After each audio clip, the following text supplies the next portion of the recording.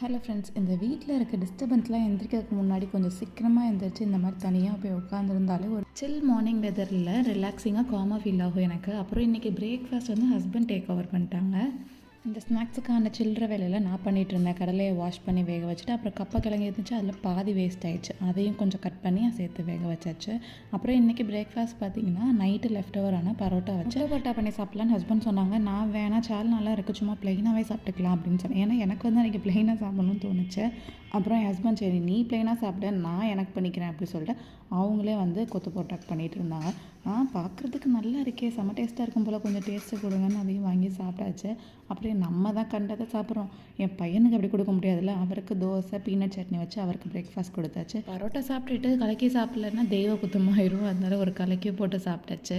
இதெல்லாம் ஒரு unhealthy empty breakfast தான். சாப்பிட தான் கூடாது, இருந்தாலும் நாக்கு கேட்க மாட்டேங்குதே, எப்போயாச்சும் சாப்பிட்டுக்க வேண்டியதான்.